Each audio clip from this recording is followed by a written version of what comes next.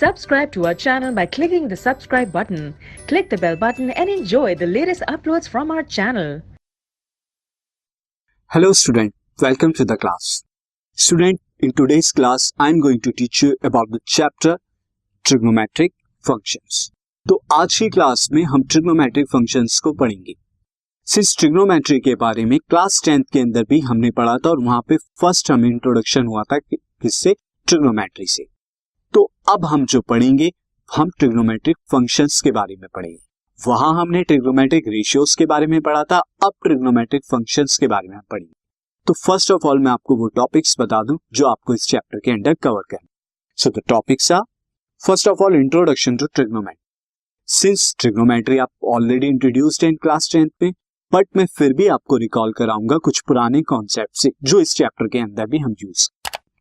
Then angles किस तरह से जो है बनते हैं, सिंस आपने ज्योमेट्री के अंदर देखा होगा.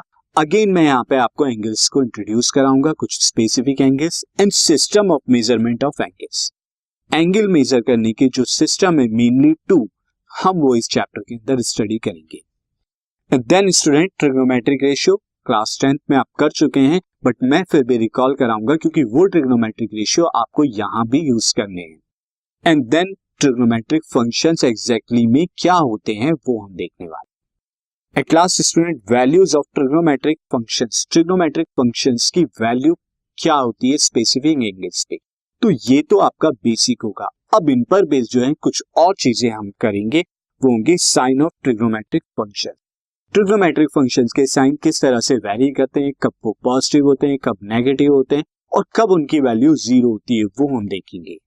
And then trigonometric ratio at different angles. Different angles पे आपने 90 डिग्री तक तो पढ़ा था कि 90 डिग्री तक वैल्यूज क्या होती हैं. अब हम 90 डिग्री के बियॉन्ड भी अगर एंगल्स हमें दिए हो तो हम देखेंगे कि किस तरह से उन्हें फाइंड आउट करते हैं.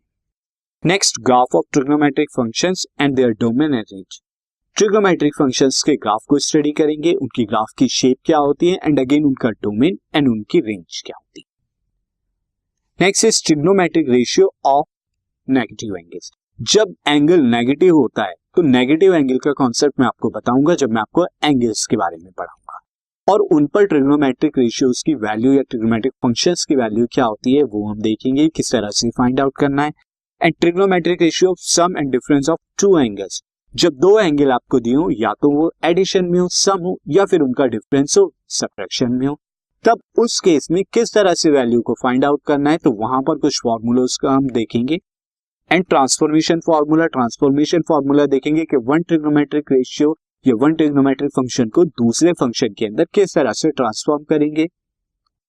And at last trigonometric equation. In trigonometric function से कुछ इक्वेशन बनती हैं, वो इक्वेशन का नेचर क्या होता है, किस तरह से आपको सॉल्व करना है, ये हम देखेंगे.